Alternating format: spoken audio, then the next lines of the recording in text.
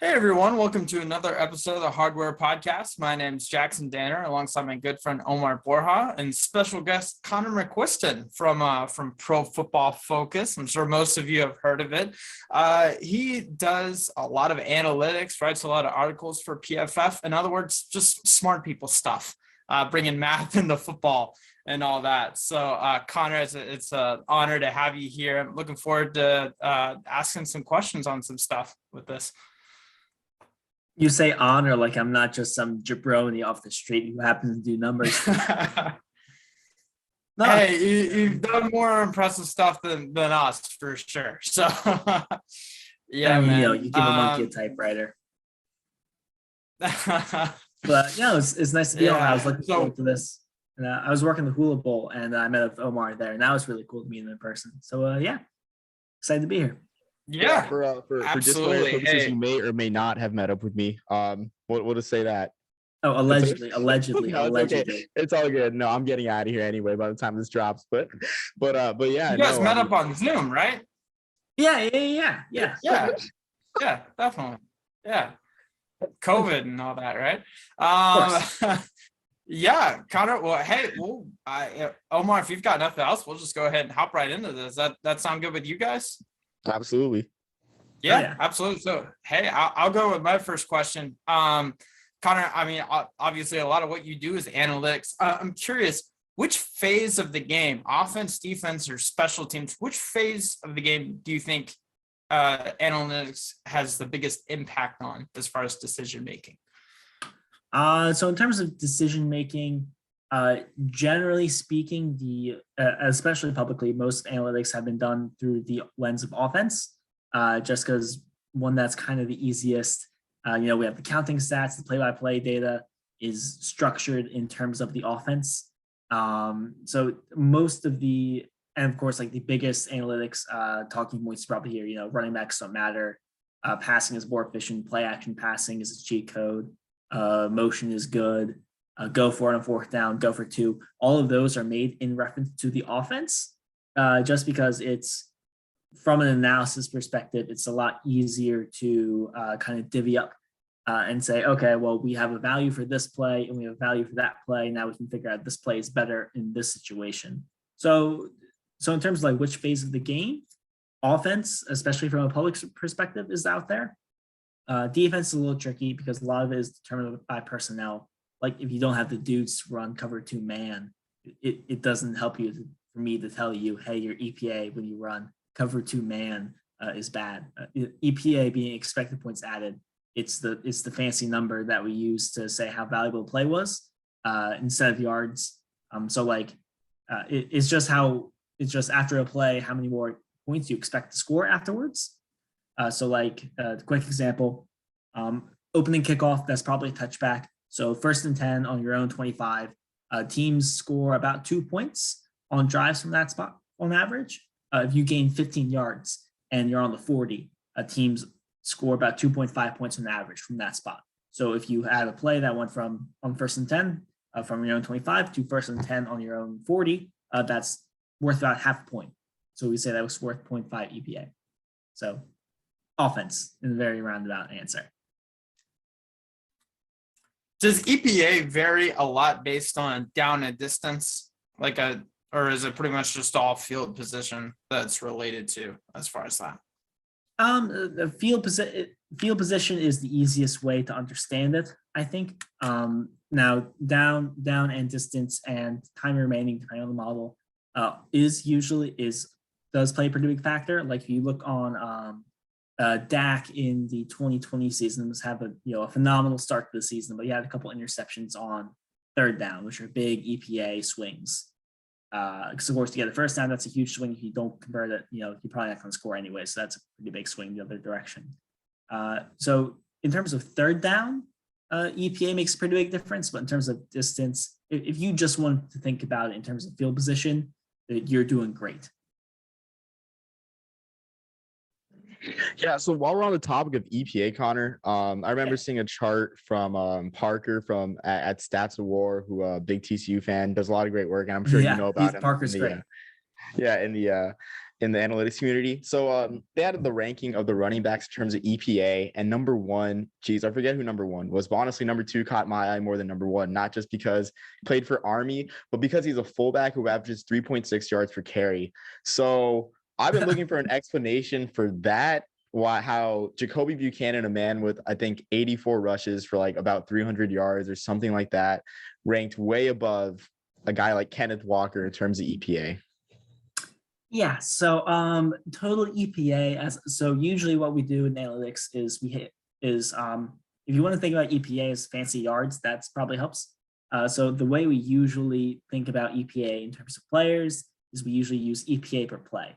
Now, same idea with yards. If I say a running back gained 100 yards, I'm implicitly saying the running back is responsible for those 100 yards. Now, the issue that we run into with that, especially with running backs, is that a lot of their production is tied to other positions, notably the offensive line and the box count of the defense. So by saying, so when you have a player like Kenneth Walker, who ran through my Michigan Wolverines, and it was very upsetting. We were like 4 missed tackles away, and I don't want to get into it, but I could. So when you have a player like him, who is the workhorse of your offense, you have the big explosive plays, you have the big, you have the first downs, you have moving the chains, but you also have probably equal amount of plays that are just 3 yards in a cloud of dust.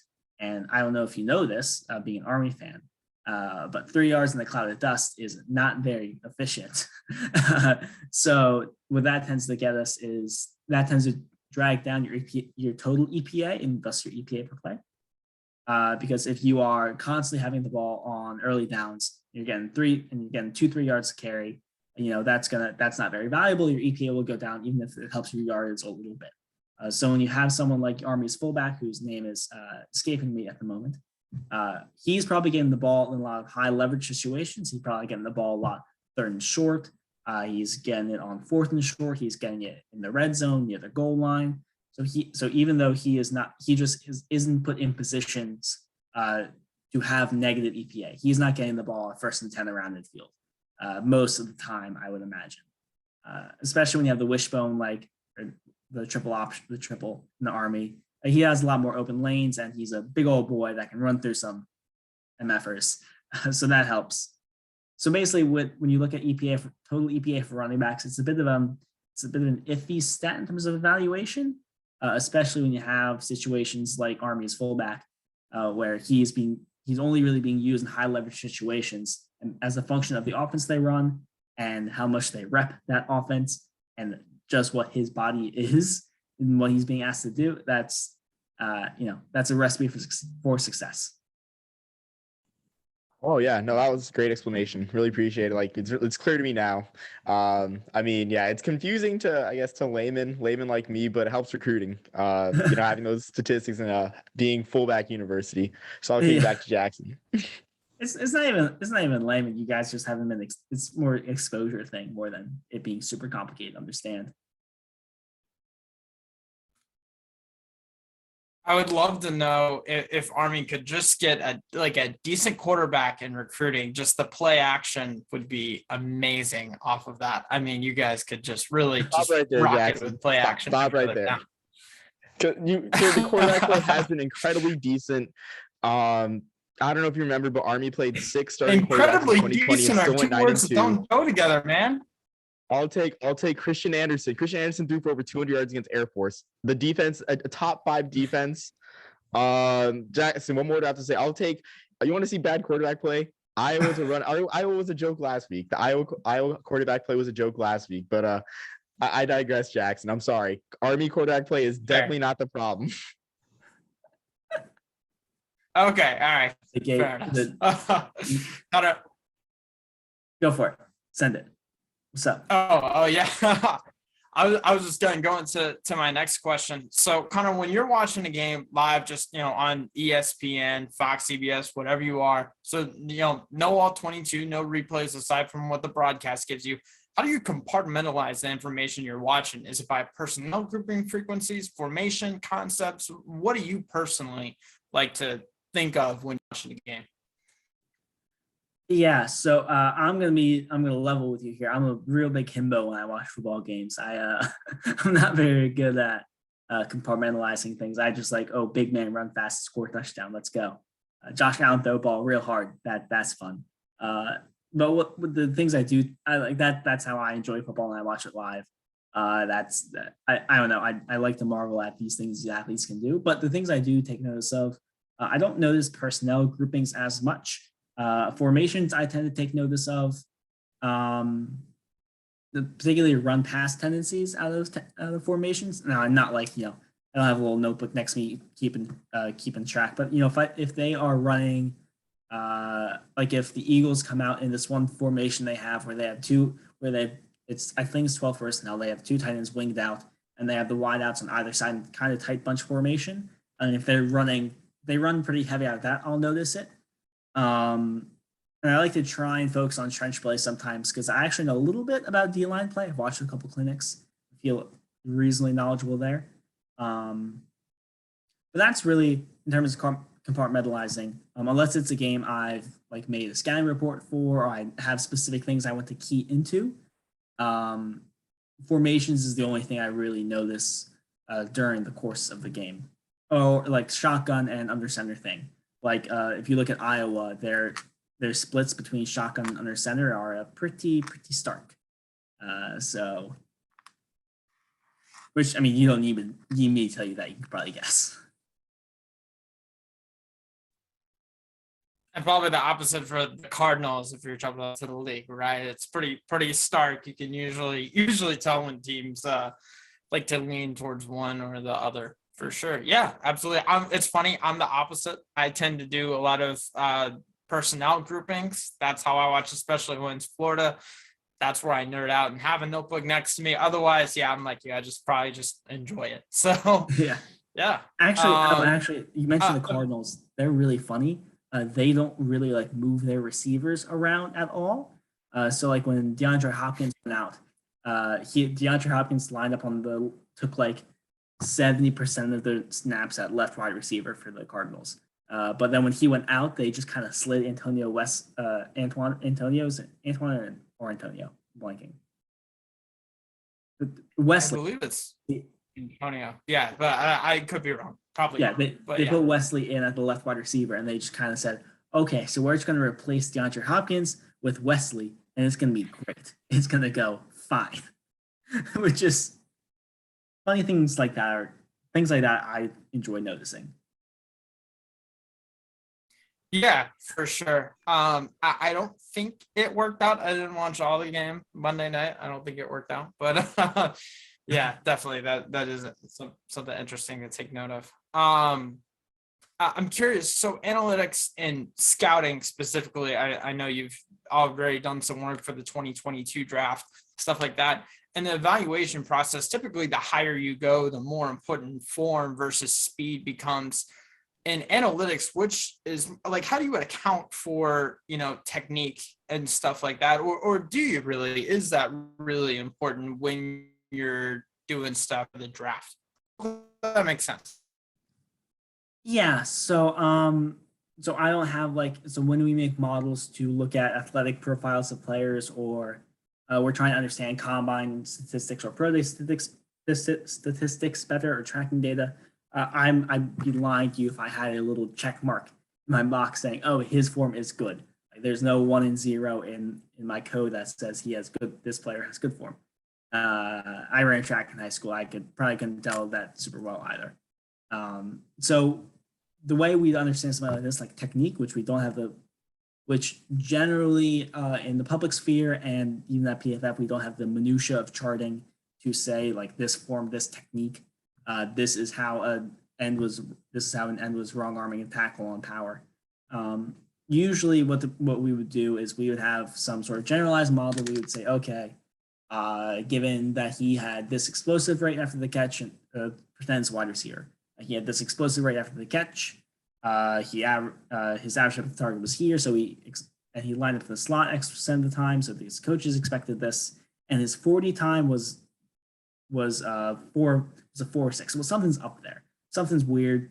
This is when we go. We consult experts. Like, hey, can you watch this? Like, if I was in the team and we're scouting some wide receiver who, let's say Traylon Burks. Let's say Traylon Burks, who lines up in the slot and had a lot of gadgety type stuff towards him, which I found interesting. And let's say he runs a mid 4.5, low 4.6. And I'd be concerned there because all the data indicates that Arkansas used him as a slot gadget type. They just want to get the ball in his hands and let him run, let him go. So if he runs a bad time, I would go up to a trainer or someone on the S&C staff and say like, hey, Arkansas acted like this dude was faster than he was. He played in the SEC. Obviously, he's not actually slow. Like, can you watch his gait and tell me if there's something up there? So it wouldn't necessarily analytics wise, we would key into like off the data.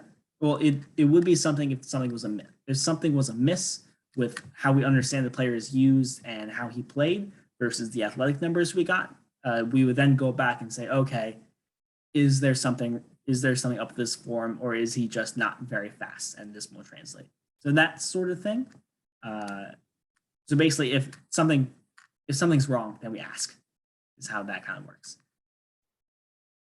It's funny because you mentioned mid 4.5, low 4.6. Devontae Adams was a 4.55, 4.56, if I remember right. So it's hard to account when you're watching the combine. Gosh, this receiver's slow. He's not DK Metcalf, right?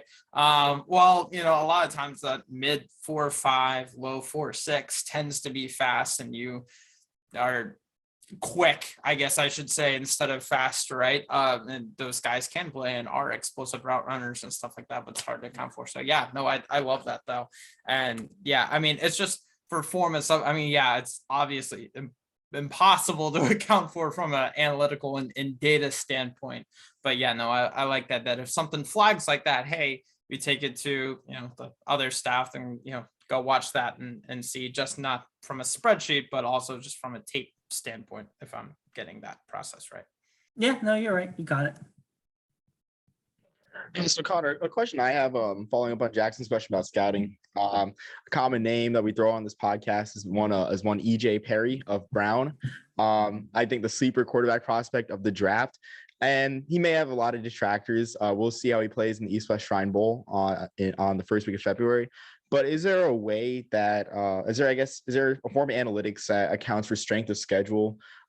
Because I may think that the defenses of Harvard and Princeton and Dartmouth were very solid this year, but certainly not many other people share that opinion. So is there a way to account for like strength of schedule in term with these stats? Yeah. There. I mean, you can always account for it.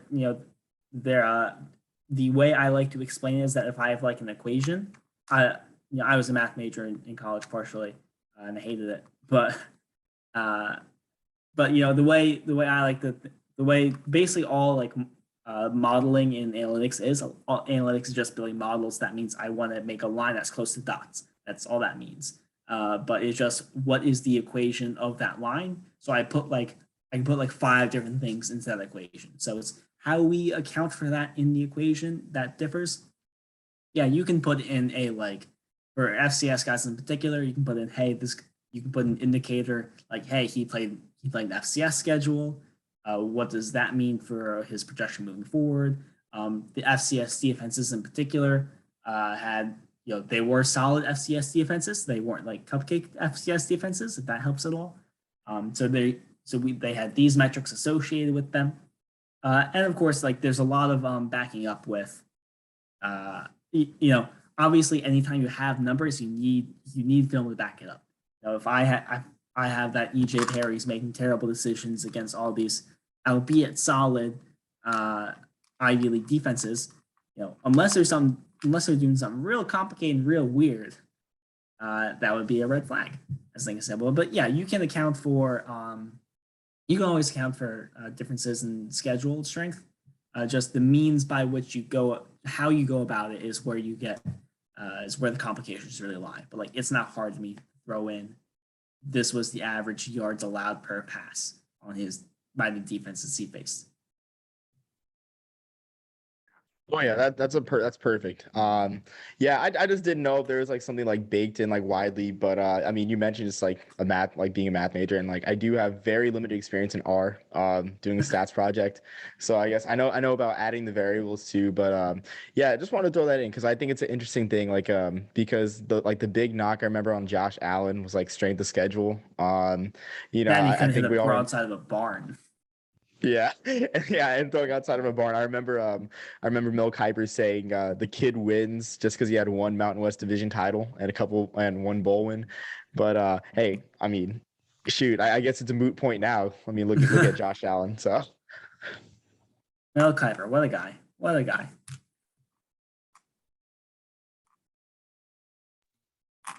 What a guy, indeed. Yeah, that's all I'll say on that.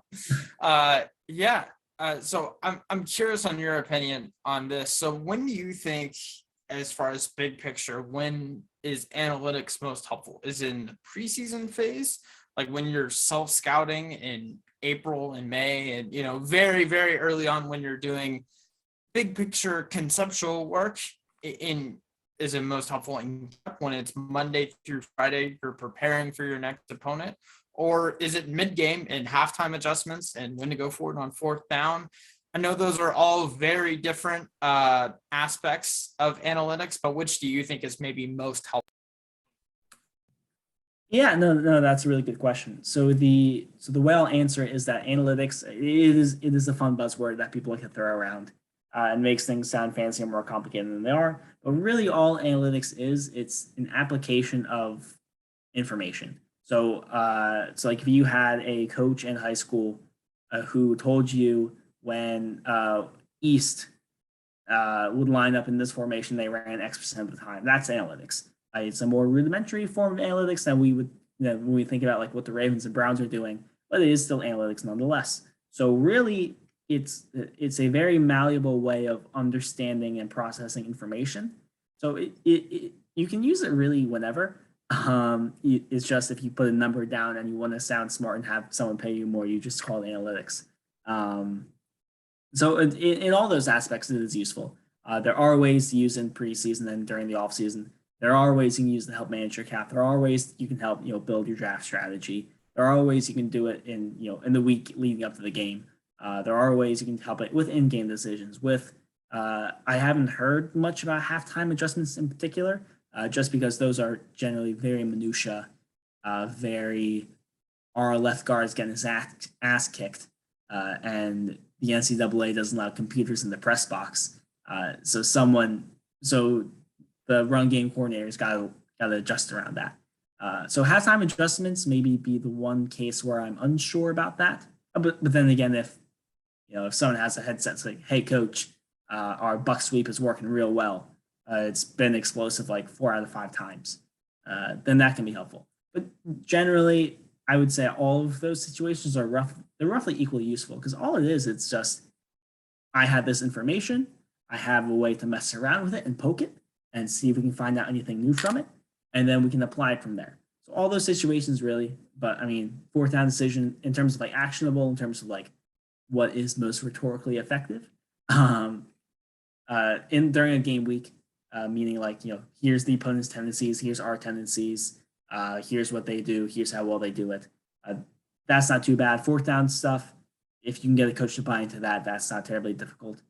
Talk about and I don't have experience with off-season stuff trying to convince people to do things, but I can imagine if you framing it the right way, saying, "Hey, this is what the numbers tell us about this prospect," that's always helpful. Everyone likes information about prospects. Everyone likes numbers. Even if they don't like numbers, they're lying to you. They like numbers.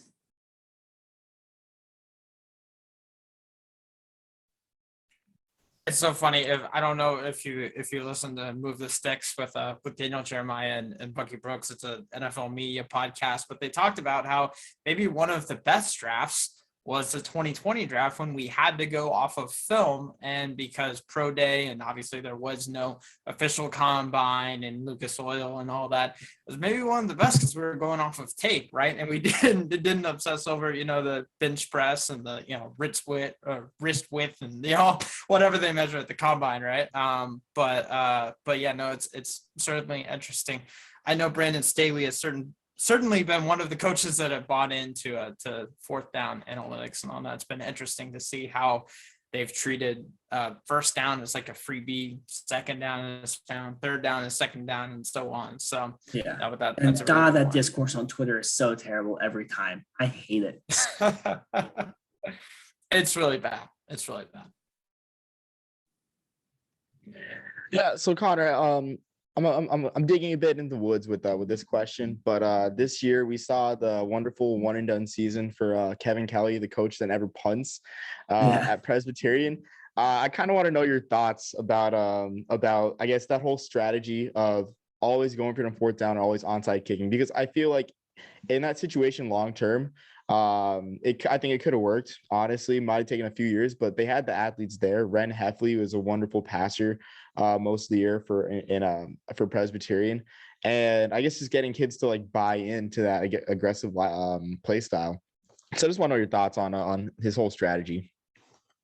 Yeah, so a really important piece of context to understand about Kevin Kelly is that all of his strategies were developed while coaching at a powerhouse at a lower level of Arkansas high school. Now, Arkansas it's a solid high school football state. Obviously, it's a rich tradition. It's down south. They are very into it. I'm not disparaging that. But in terms of the level of talent that is coming out of the state, in terms of what we see in just by FBS output in a pretty talent-rich area of the country, I don't know if you would consider it southeast, but there's plenty of FBS schools nearby that if they had kids, they would be picked up.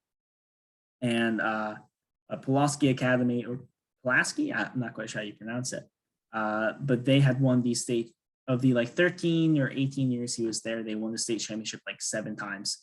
You're winning the state championship in Arkansas about half the time. You're at a private school where you can recruit.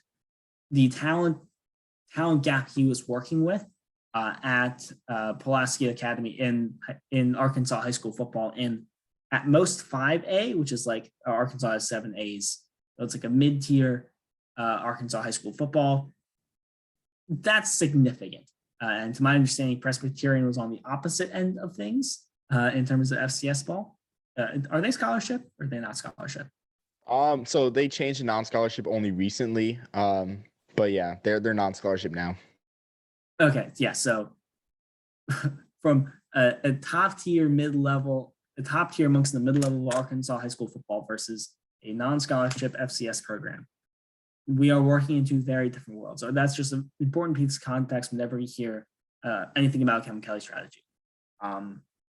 So the never punt, the analytics does not say never punt. Sometimes it's smart to punt. When it's 4th and 7 and you're inside your own 20, you should probably punt. So I want to get that out the way. But granted, if you were to go for it every single time like Kevin Kelly does, that would probably be closer to right than punting every single time, just because you get the more high-end variance there. Variance meaning someone blows the coverage and then you score a touchdown. If you don't go for a 4th down, that can't happen. That sort of thing. So in some aspects, that going for it every time would probably be better than the alternative. But you saw those scores. That can get real ugly really quick. And the onside kick thing, the chances of getting an onside kick in the first place when the team prepares for it, I think John Boyce has a video on it. I think it's 10% or something, and that's just that's a remnant of being the top dog in mid-level Arkansas high school football. Not to disparage it, it's a good job. Those kids love it. It's hard to coach. Coaching is coaching. Football is football. But different levels of the sport. You're working with different talent gaps, and you can't get away with that at non-scholarship FCS ball. I will say, no, that's an amazing point about the talent gap for sure. I will say that in terms of Presbyterian being non-scholarship, the rest of the Pioneer League is also non-scholarship as well. But then again, there's other variables too. which I like San Diego, of course, having the dynasty there as well. But yeah, no, I enjoyed that explanation. I do think it's kind of weird that he just like pieced out after a year. My guess is that there is some sort of political machinations going on there with having 80 scored on them multiple times in a year. I don't think it was just him piecing out. I know nothing. I know no one at Presbyterian College. I'm just gonna guess. I think that's I think that's probably the biggest reason there. But hey, I mean Campbell, I think they got beat by Campbell 72-0. I mean, don't sleep on the Camels. Hajime Ligoli was balled out a couple times. Yeah, he balled out a couple times on national TV in 2020. So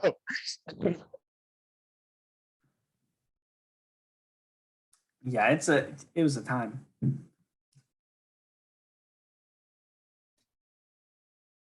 You know what? So I'm curious. We've seen analytics and we'll use that as an application of information, but advanced analytics, advanced statistics in the NFL for a little bit, probably more accessible than ever with PFF and next gen stats.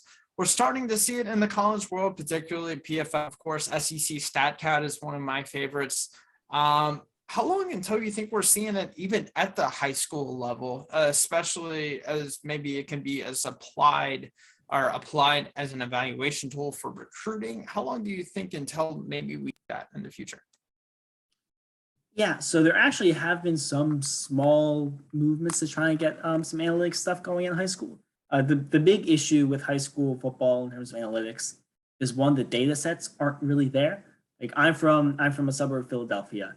And if you know anything about the recruiting dynamics of the Northeast, generally speaking, is that your best kids get recruited to go to Catholic high schools or private schools. So around in my area, it's Malvern Prep, St. Joe's, Archbishop Wood, Emotep Institute, which isn't a Catholic school, but is a charter school in Philly, which is allowed to recruit. So that is the dynamic around my area. The big time high school football is in Catholic schools. Those are the only ones in terms of recruiting that are worth a damn, and those are the only ones that have any sort of data collection, and that's not available publicly. So I'm not familiar with the robustness of Texas high school football play-by-play data, but that's the big hurdle you have to pass with in high school. Is you don't have the data, so what do you do? So of the movements I'm aware of to try and get analytics more involved in high school, it's not so much like, what's the one has the Lake Travis down in Austin, Texas. Like Lake Travis isn't going to hire someone an analytics manager from the school budget. Like that's probably not the future of, at least in my very humble opinion, that's not the future of analytics in high school football. The future of analytics in high school football is, coaches have a play sheet, and then they have a sheet that gives a rough approximation for the expected points in the spot, and you just use a college number for that. So getting comfortable with ideas of EPA, importing more ideas of, okay, this is how we tendency scout, this is how we evaluate the effectiveness of our plays with EPA. This is how we start to think about fourth downs more often. Not so much as having models building graphs. Now, in terms of recruiting, the player evaluation end of it faces similar issues where I don't have play-by-play data on Joe Milton coming out of high school. And if he has max preps data that is put in by his coaches that just want to pump up his stats and make him look good, and that's not reliable. But Joe Milton's a bad example there because his numbers weren't great coming out of high school, but that's besides the point. But so recruiting wise, there are some services which I've tried to use more analytic stuff with recruiting, and notably Recruiting Analytics by Corey Yates, who's the founder and CEO of that. What they try and do is they have tracking data, track computer vision data. So basically you have a program that looks through a video frame by frame, because videos are just a bunch of pictures tied together. And it says, okay, this is where this player was in this frame. This is where this player was in that frame. We know the distance between them, so we can figure out how fast he's going. Stuff like that is a lot where recruiting analytics is going towards in terms of player evaluation. There are those Spark camps. There are those different showcases that can get athletic testing numbers. But the world of recruiting analytics is a bit, there are movements, there are companies that are trying to get more data involved in recruiting, but it is a bit of a struggle due to the lack of it there and robustly, especially on the football end of things. You can get track numbers, and you can get, playing in, 8A Texas high school football is probably better than being at a 1A school in Tulsa, Oklahoma. But there's a lot more like athletic testing numbers and trying to gauge how big and fast these players are, more than looking at total EPA that Omar mentioned earlier, things of that state. I don't have a good timeline for it either. I don't know. We'll say 5-10 years. That's pretty safe. Gives you some leeway. Yeah, no, for sure. Especially, I feel like to the public, it could be like even longer. I'm curious. I don't know if you know anything about this. Do you know if there are any like recruiting powerhouses like A&M, Georgia, any schools like that are like trying to have their own like front office departments, so to speak, where they're trying to evaluate anything like that? Or so I've done a lot of public work with recruiting. Actually, you could say I got my big break on social media by looking at recruiting data. To my knowledge, the only looks in expansions and personnel departments in terms of recruiting have been with the transfer portal as of late. I know a lot of schools are looking to hire scouts and things of that sort, just to look at the transfer portal, because there's too many kids for their current personnel and recruiting departments to worry about. So they need other people to do that. In terms of using analytics to do so, it's pretty bleak. Admittedly, there's only a couple schools I know of that are doing any sort of analytics in that department. There's only a handful of Power 5 schools which have dedicated analytics departments or people on staff. So it's a bit bleak on that end, but there is opportunity, particularly with the transfer portal. And that's probably where we see analytics implemented more so first than high school, just because data is there. yeah, absolutely. No, that's interesting. I'm curious if we'll see that in the future, but that's also, I did not know that about the transfer portal. That makes so much sense because they're enough to make, what was the number? It was ridiculous. Like 30, it was probably even more than that team's worth of guys in the transfer portal. Like there's a lot. Either 1,100 something or 1,800, over 1,000, well over 1,000. Like that. Yeah, well over 1,000. It's crazy. Yeah, so I'll let Jackson have another question too, because I guess the brunt of my questions or my couple questions deal with the Hula Bowl. So yeah, Jackson, ask away with your next one.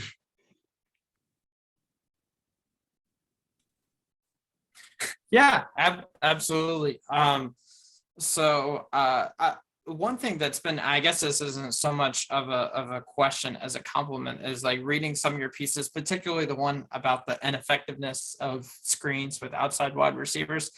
It's so refreshing because there's a lot of math in it, but it's like it's so logical. Like it makes so much sense, but we just have like the data behind it now. I was just reading some of these things and it's like, wow, this makes like a lot of sense, and you're just able to put it into words and numbers, and I love it, man. That's awesome. Definitely something that I'm gonna try and keep more during the season. I appreciate that. One of the things, so I was so by training I was a physics major in college. I said I was a math major. I was both. I had so much fun. I had a great time. I had a bajillion girlfriends.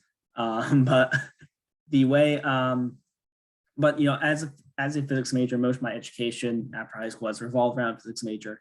A thing physics people like to do is try and work things from first principles. So like for physics, we know there's like 4 things that matter in the universe. There's like there's electromagnetism, there's the strong force, there's the weak force, and there's gravity. And anything that moves, because physics is just learning how things moves. Anything in the universe is just surrounded by those 4 things. So if I can work out why this thing's moving from one of those 4 forces, then I know how anything works. So working from first principles. So working from, I have this theory of why this thing moved. I have this data. Now I try and fit it to that theory. We're looking great. So that's like the My favorite part of that outside wide receiver screen article was I looked at if the depth of the corner mattered at all with how of the outside corner mattered at all with how effective the screen was, and it didn't, and that makes sense because of course NFL corners are really good clicking and closing. Why wouldn't they be? Duh.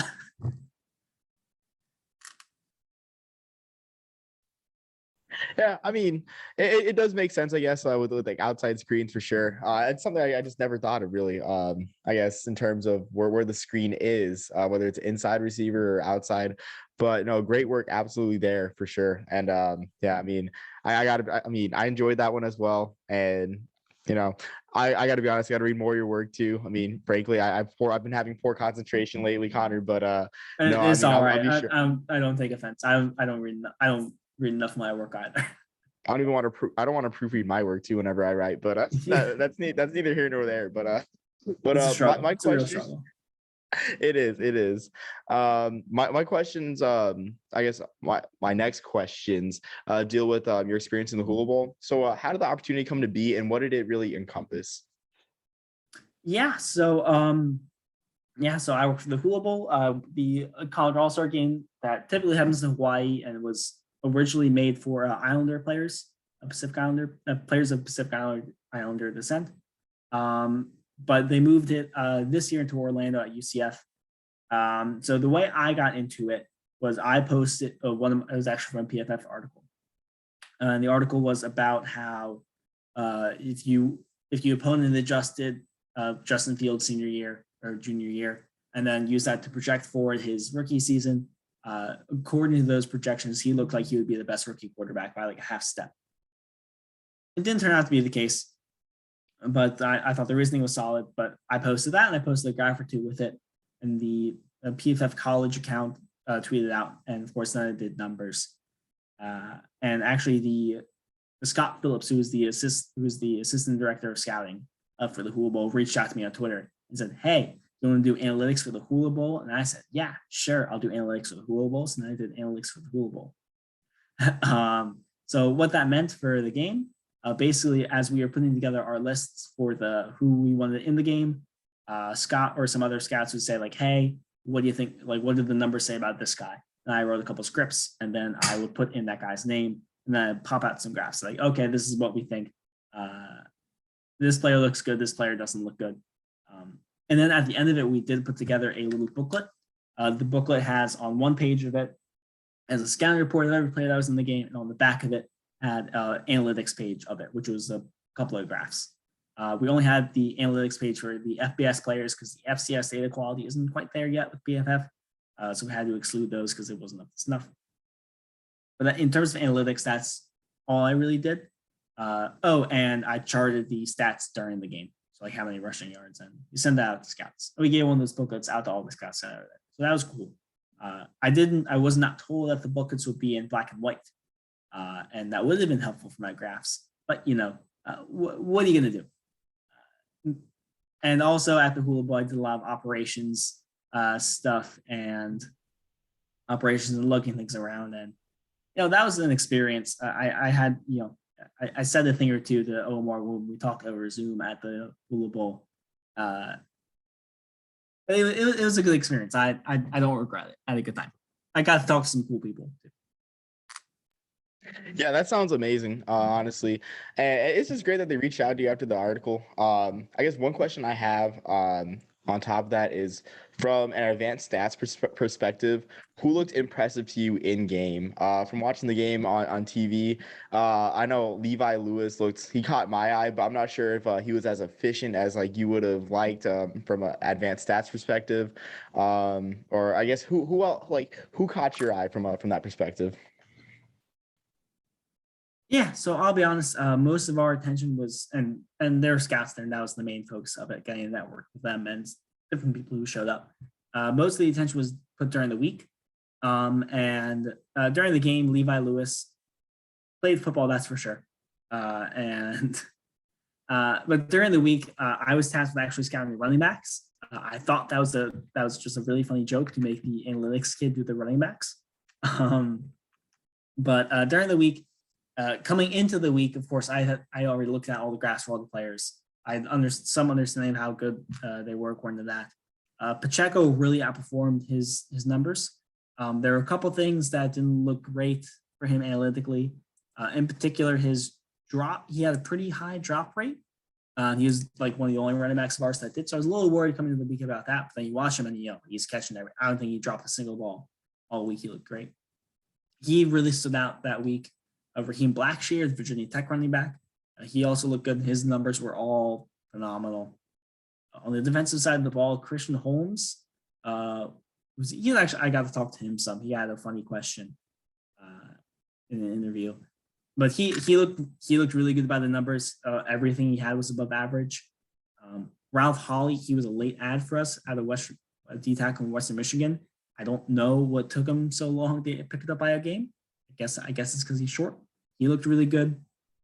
Timon Fox, I talked to his agent. I should know his name. But his numbers were really good, especially with pass rushing. Exceptional pass rusher. And I think he looked pretty solid throughout the week. It's always hard to tell with, the practices weren't super, super physical. Some of the trench guys, it's hard to tell sometimes. But those were the main ones that really stood out. And Blaze Aldridge too, the Missouri linebacker who has what a head of hair. What a guy. He looked good analytics wise as well. Yeah, Connor. So follow up to that. You mentioned working with. Oh, sorry, Jax. No, go ahead, Jax. Oh yeah, I just had a follow-up question. I can go after you if you want. Oh no, yeah. Well, I was just gonna ask about Isaiah Pacheco. So like I did a quick search of his stats this year, receiving wise, 13 catches for 25 yards. I didn't think that was humanly possible for any player of any level to do that. I mean, that's not a knock on him, but do you think, I guess, Rutgers' scheme? I know they're getting back to that sort of like late 2000s Greg Schiano type ball, like Ray Rice, Joe Martinek even, who ran all over Army when I was a kid. But anyway, yeah. Do you think that played a role in his struggles in the passing game at practice? I mean, he didn't really have any struggles in the passing game at practice. He looked great during the season. That was probably part of it. And also, there were some. I don't think I'm overstepping my bounds by saying there were some talent deficiencies with the University of Rutgers' football team. So that was probably the bigger deal.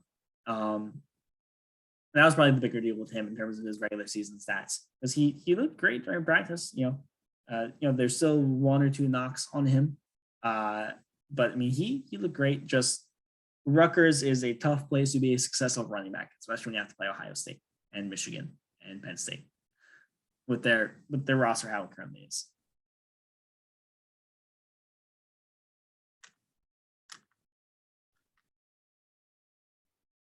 You mentioned working with the running backs at the Hula Bowl for a little bit during the week. Two questions. Julius Chestnut, something I noticed, only 2 receptions on the year. Do you know how many catches he ended up having in the Hula Bowl? The team he was on Ina. I was on Kai. I don't think Ina didn't really pass to the running backs, but he looked really good during the game. I didn't get a chance to watch him during the week. Yeah. Because I was assigned to the other team, but he looked really good during the game. I didn't have any analytics on him. No, he definitely did. I know when I was watching, I did notice he had at least a couple targets on there. I was just gonna ask one of my favorite quotes from Maurice Jones-Drew that I frequent on the podcast. Someone's probably sick of me saying it. If you can't catch, you can't play as a running back, right? I'm curious, at least from a league standpoint, was that a point of emphasis during the week? You mean in terms of practice, or in terms of like what the running backs were doing during practice? In terms of what the running backs were working on during practice, yeah. Because you look at guys like Jarrett Patterson, who I don't even know if he had a target his whole college career, and in the preseason, the football team was trying to work in. It's just so interesting to me. I'm curious if that was a point of emphasis. Yeah, I'd say so. They always, they had a couple of drills in the beginning of practice where they would be running on the air just to get down the angles and whatnot for the running game. Because it's an all-star game, it's not, you're not going to put anything crazy. but Brian Billick is the coach, so that you're going to have a fullback, and you get used to running behind a fullback because it's the year of our Lou 2022. But they had about 4 or 5 passing drills for running backs. Pass pro, a 1-on-1s, a skeletons, a 7-on-7. Yeah, they had plenty of opportunities to show they could catch the ball or not.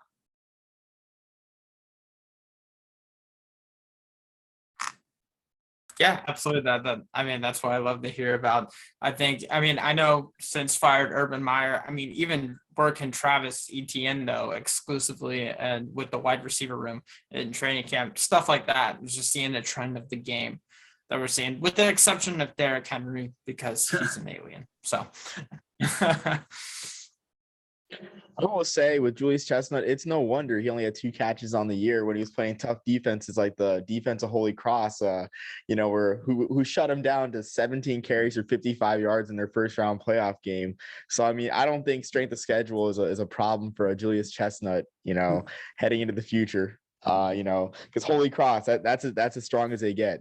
But all jokes aside and all Holy Cross homerism aside, I don't have any other questions, Connor. This was amazing, very educational, especially for someone who kind of hates math. You're correct. I've been sour toward math and are correct for hating math.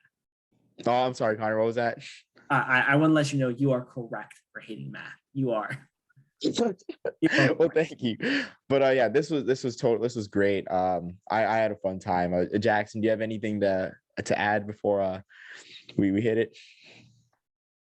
Not at all, Connor. You've been so generous with your time. I appreciate you coming on and sharing your insights. Yeah, thanks for having me on. This was a lot of fun. Yeah, no, thank you again, Connor. And until next time, peace, love, and soul, everyone.